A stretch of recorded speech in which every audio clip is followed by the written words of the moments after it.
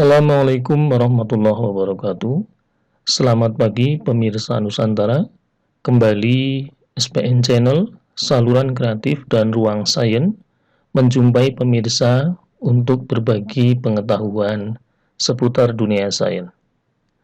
Pemirsa sekalian, pada kesempatan kali ini SPN Channel akan melanjutkan pembahasan kita tentang reproduksi pada tumbuhan bagian 3, yaitu reproduksi pada tumbuhan lumut dan tumbuhan paku.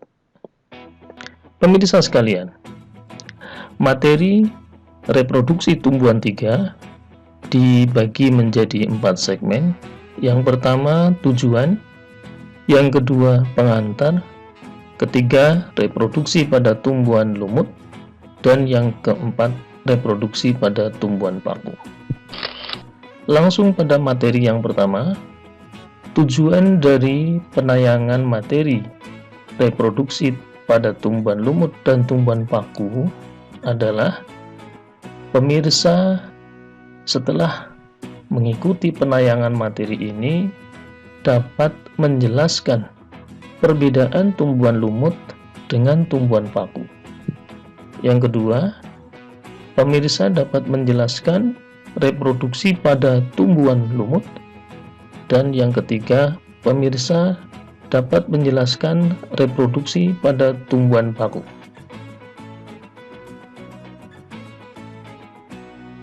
Tumbuhan lumut dan tumbuhan paku merupakan kelompok tumbuhan yang secara vegetatif bereproduksi dengan menghasilkan spora. Sedangkan reproduksi secara generatif, keduanya melakukan peleburan gamet membentuk sigot. Keduanya mengalami metagenesis dalam siklus hidupnya, yaitu pergiliran keturunan, ada suatu fase berkembang biak dengan cara vegetatif, dan pada fase berikutnya berkembang biak secara generatif. Perbedaan utama dari keduanya adalah bahwa tumbuhan lumut termasuk kelompok Talophyta, yaitu tumbuhan yang tidak berpembuluh, sedangkan tumbuhan paku tergolong Cormophyta, yaitu tumbuhan berpembuluh.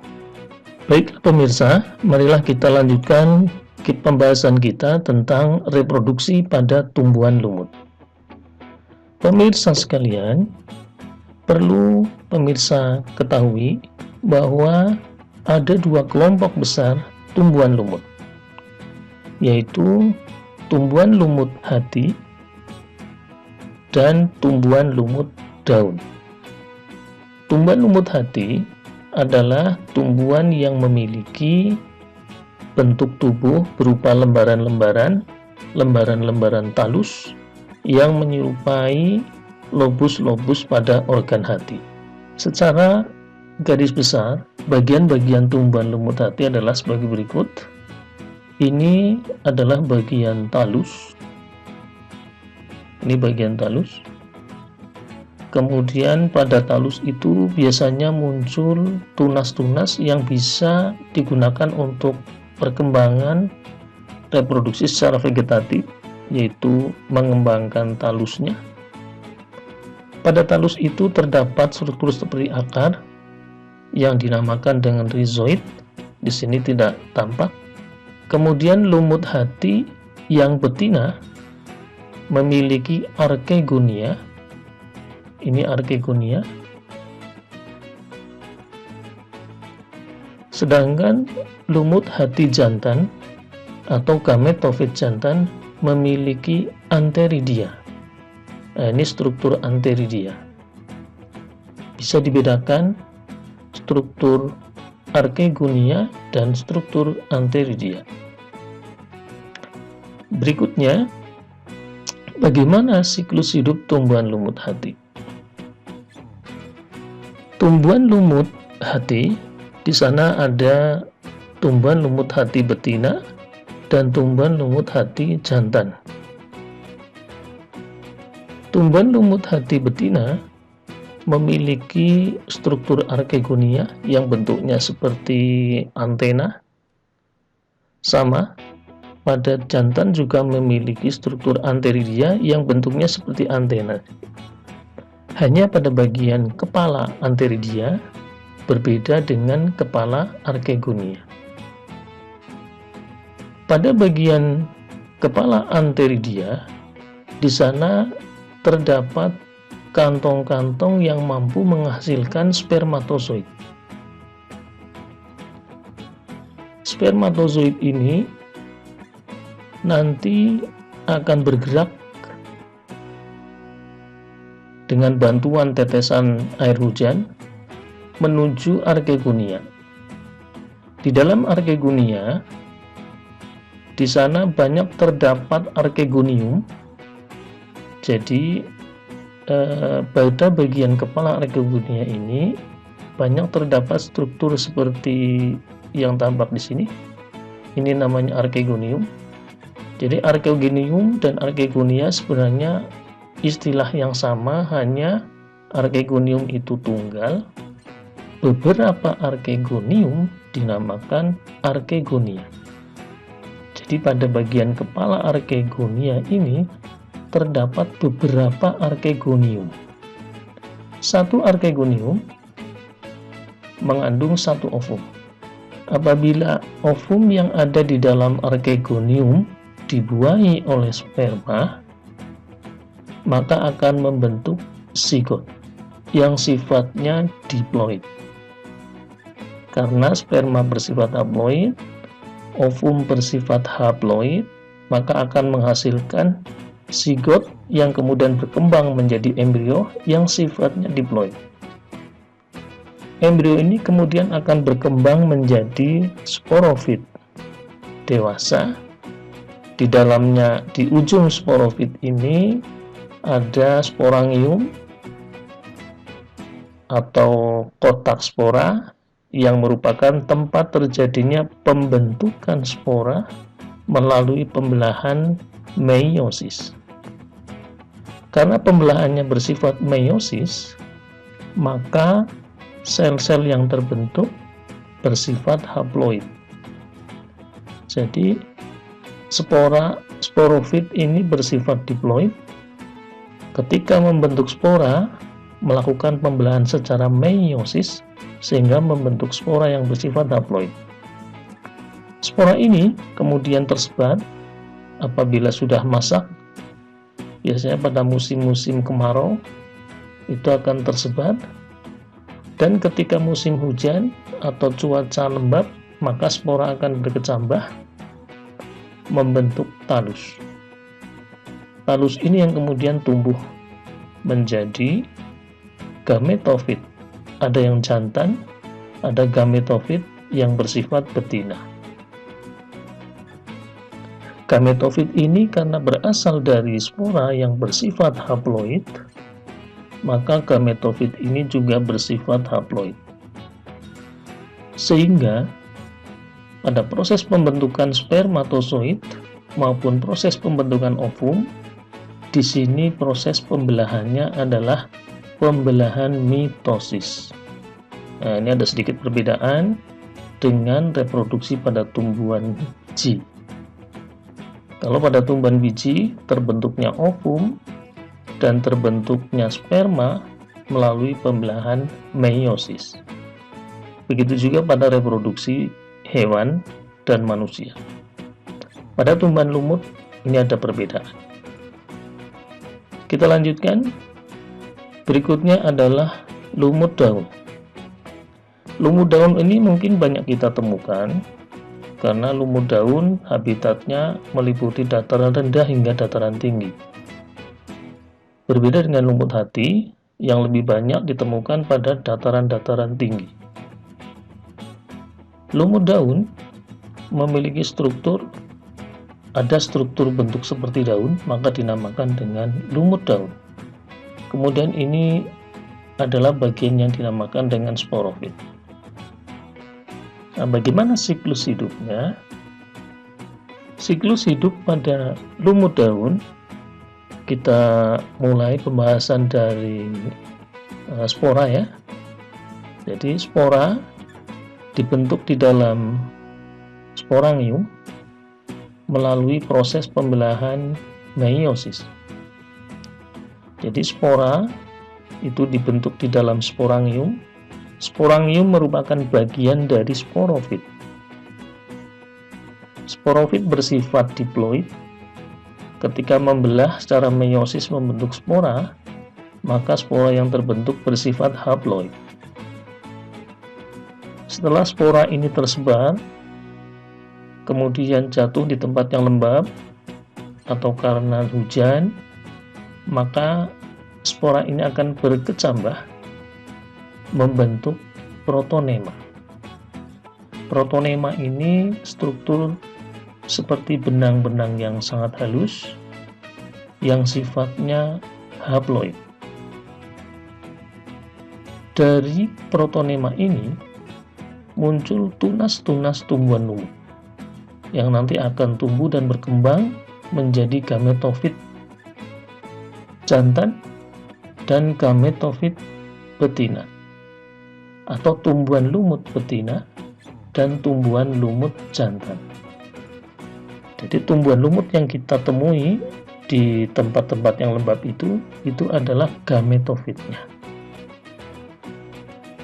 Di ujung tumbuhan lumut daun terdapat struktur penghasil gamet. Pada gametofit jantan atau lumut jantan terdapat struktur anteridia yang terdiri dari beberapa anteridium. Setiap anteridium akan menghasilkan spermatozoid yang bersifat haploid. Dari gametofit yang haploid menghasilkan spermatozoid yang haploid, maka pembelahannya adalah mitosis. Begitu juga pada lumut betina, di bagian ujungnya terdapat arkegonia, yaitu kumpulan beberapa arkegonium. Setiap arkegonium menghasilkan satu ovum yang sifatnya haploid. Air hujan akan membantu proses pergerakan spermatozoid menuju ke dalam arkegonium untuk membuahi ovum. Proses pembuahan ovum di dalam arkegonium akan menghasilkan sigot yang sifatnya diploid. Sigot ini kemudian tumbuh menjadi embrio, kemudian berkembang menjadi sporofit muda, dan akhirnya tumbuh menjadi sporofit dewasa yang terdiri dari tangke sporangium, tangke sporangium, atau dinamakan seta, atau ada juga yang menyebutnya sporangiofor. Dan kotak sporanya dinamakan sporangium. Sporangium inilah tempat terjadinya pembentukan spora secara meiosis. Begitulah tumbuhan lumut bersiklus. Jadi tumbuhan lumut ini merupakan gametofit, sporofitnya adalah yang menghasilkan spora yang letaknya di ujung tumbuhan lumut betina. Begitu juga dengan lumut hati. Lumut hati yang kita temukan ini juga merupakan gametofitnya. Selanjutnya kita akan bandingkan dengan reproduksi tumbuhan paku.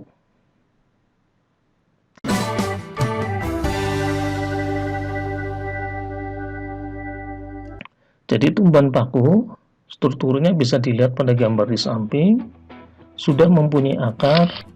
Kemudian tumbuhan paku batangnya berupa rizoma di dalam tanah, walaupun beberapa tumbuhan paku mempunyai batang di atas permukaan tanah, contohnya tumbuhan paku tiang. Kemudian daun yang masih muda menggulung dan daun yang sudah dewasa merupakan daun majemuk. Ini satu daun ini ya, satu daun, dua daun. Jadi kalau ini dihitung, ini daunnya ada 1, 2, 3, 4, 5, 6, 7, 8 daun. Jadi daunnya bukan yang kecil-kecil ini, karena ini merupakan daun majemuk, satu daun ini. Nah, setiap daun yang dewasa ada yang fertil, ada yang steril. Yang steril adalah daun yang tidak mengandung sporangium tidak mengandung sorus, sehingga hanya berfungsi untuk fotosintesis saja. Sedangkan pada daun fertil adalah daun yang mampu menghasilkan sorus atau spora dan juga berfungsi sebagai penghasil makanan melalui fotosintesis. Di permukaan daun fertil terdapat kumpulan kotak spora. Jadi satu bulatan kecil ini namanya sorus, kumpulan kotak spora. Nah, ini sorus diperbesar merupakan kumpulan kotak spora atau sporangium. Di dalam kotak spora inilah terjadinya proses pembentukan spora. Beberapa jenis tumbuhan paku memiliki susunan dan bentuk sorus yang bervariasi, sehingga susunan sorus pada tumbuhan paku juga sering digunakan sebagai karakteristik di dalam mengelompokkan dan mengklasifikasikan tumbuhan paku. Bagaimana siklus hidup tumbuhan paku? Tumbuhan paku siklus hidupnya hampir menyerupai tumbuhan lumut, tapi sedikit perbedaan yang penting diingat di sini. Kita mulai dari spora. Di dalam sporangium terjadi proses pembelahan meiosis untuk menghasilkan spora. Spora yang dihasilkan bersifat haploid karena berasal dari tumbuhan sporofit yang sifatnya diploid. Spora kemudian tersebar dan berkecambah membentuk protalium. Kalau spora tumbuhan lumut berkecambah membentuk protonema. Tapi kalau tumbuhan paku, sporanya berkecambah membentuk protalium.